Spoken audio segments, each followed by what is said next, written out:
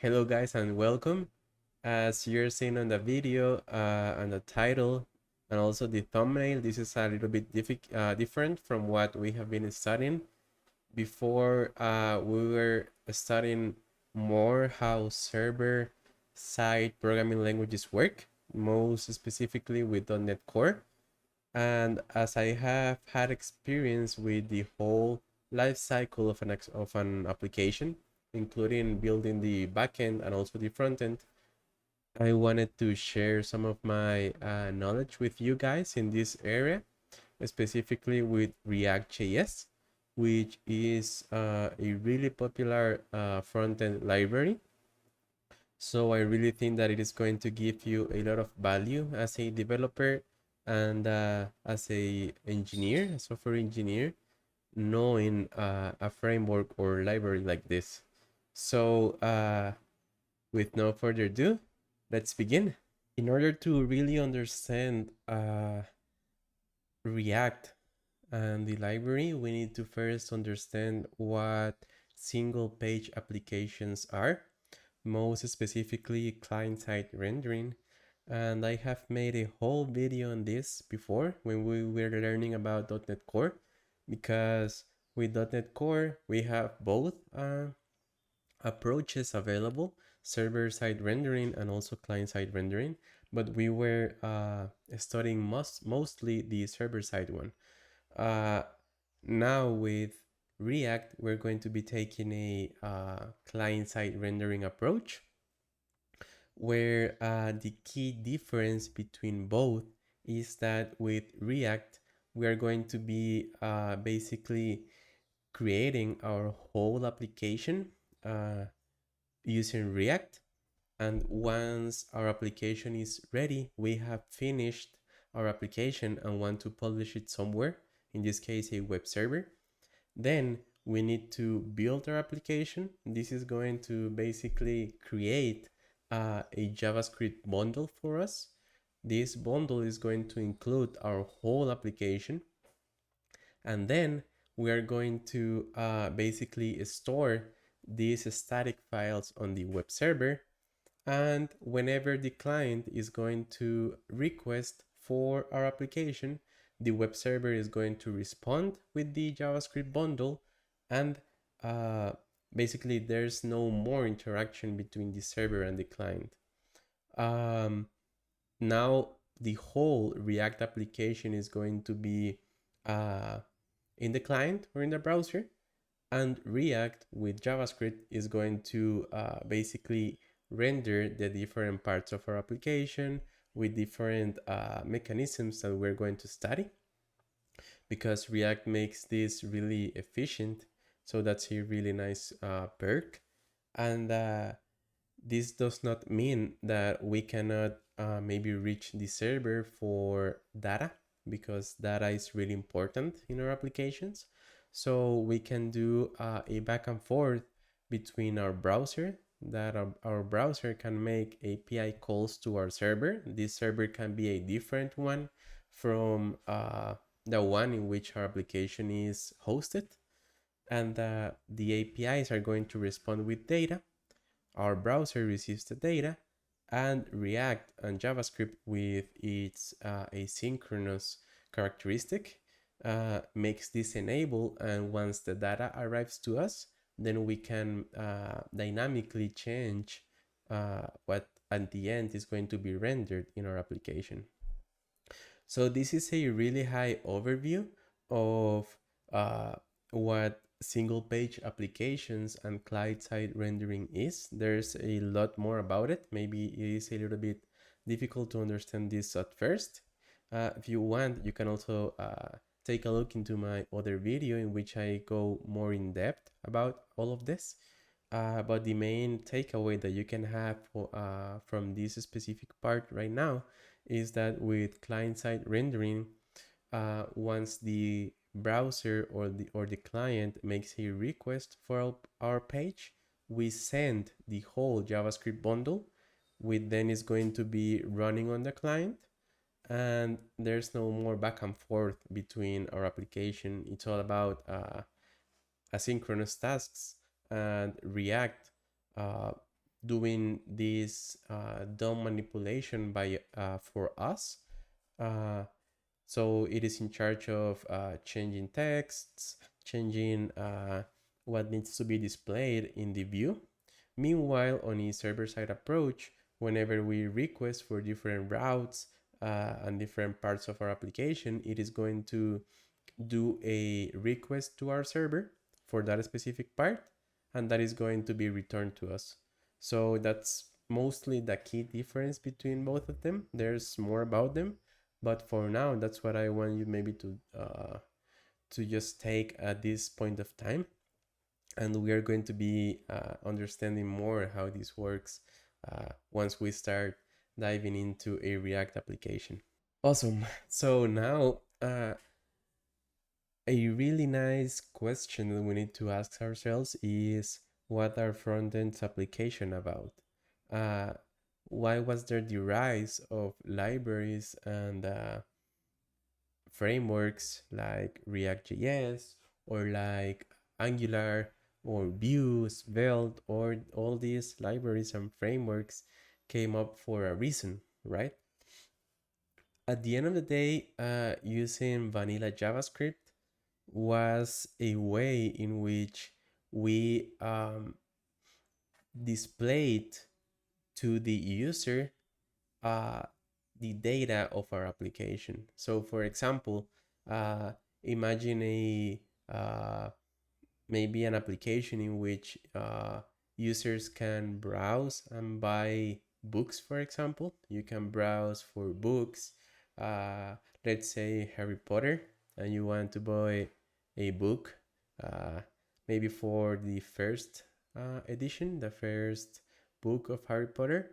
Then you're going to go into the application, you search for that book, and then you're going to get a response on the page, for example, saying that this book is available, there's 10 items left, the price of that book, and so much more information.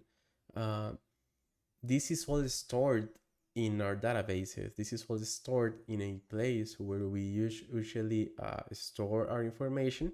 There's a server side programming language that is in charge of interacting with that data, connecting to the database, extracting that data, making more business logic inside of them. So, for example, retrieving a book, taking a look if maybe that specific user has a discount on that book, and so on. And at the end of the day, what the user really cares about is what is displayed on the screen, right? So what the front-end applications are about is displaying this data and making sure that the data is in sync with our application. So for example, if we retrieve or we are maybe looking for books and we look for this one particular of Harry Potter, and in our databases we say, all right, we have a 10 copies of this book and the price is $20, then we want in our website to say that in fact we have this amount of copies and the current price is this one. Because, for example, imagine that then a manager of the website came in and switched the prices, and now he says that the price is going to be $40. We want that also to be refreshed into our application. So basically, these front-end applications are all about making sure that our website or our UI is in sync with the data. That in case the user entered again and search for this book, now it shows $40 instead of 20. Or for example, if another user made a purchase, then there's no longer 10 books, there's 9 books. So this is all about managing the state, which is really important, of our application, which basically means syncing the data, making sure that what we have stored is what we are currently displaying in our website. And we need to also understand that state is not only, for example, the information that comes from the server. So for example, we have an API that is going to return the books and the information from the books. This can be a state. Also, for example, imagine things that are interactive in our web page. So for example, if we have a simple one that does not have to be really important, but for example, imagine having a button and a counter. So if you click the button, you want the counter to be incremented by one. So this is also state, because we can maybe understand the state and as everything that is dynamic in our application, everything that might change. And this is what these front-end applications are about. Always have our application in sync with the data. And with vanilla JavaScript, there were like some maybe limitations. We had to manually work with the state. We have to manually manage it. And maybe for just managing a simple state, we needed a lot of code. We needed to manually also interact with the DOM ourselves to, for example, in case that we clicked a button, we wanted a certain part of our application to show something, then we need to manually go in there and change it. This may lead to spaghetti code, really difficult code to maintain, to understand. Uh, and this is basically really chaos in our applications because they are not going to be easy to maintain in the future. For example, if maybe you're in a company and you are building code and maybe there's another developer that joins, it is going to be really difficult to understand it and to also work in it. And also with React, there's some structure that is maybe understood by mostly all of the community that works with React. So for example, if tomorrow I go to work in a project, I uh, I'm going to expect that they follow the standards and what is defined that the structure of the project might look like. So it is also easier to adapt into a new project. So there's a lot of really nice things of working with something like this, mainly being the one that React is going to manage the state for us, as we're going to be exploring later. Uh, but I also wanted to give you other reasons of maybe why this is really important. All right, so now having this little introduction, we kind of start jumping into the code. What we're going to be doing next is creating our first React app. So just make sure to be when wherever you want to create your project. I'm going to create it just here in the on my desktop. And you need to make sure to have Node installed in your computer. So if not, please pause the video and make sure that you have Node installed. You have any doubt on how to install it, just pin me in the comments and I can help you out. And this is as simple as doing npx create react app, and then we can give us ourselves a name, whatever we want to call it. So first, for example, first react app. And as simple as that, it is going to start creating our project. As we can see in here, it is it has created the folder for me, and it is going into the process of installing everything that is necessary for us to run a React application. So it might take a little bit, and I will pause the video and resume as it is ready. Great, so you might have something like this going on as soon as you finished. And now we are ready to launch our application. So I'm going to be using Visual Studio Code for this one. You can use the editor of your choice. And in case you need any help with the editor, please let me know and I can help you out on this one. But what you need to do is basically grabbing the folder and grab it into the Visual Studio Code application. Once you do it, you are going to end up with something like this. This is going to be the structure of our project right now.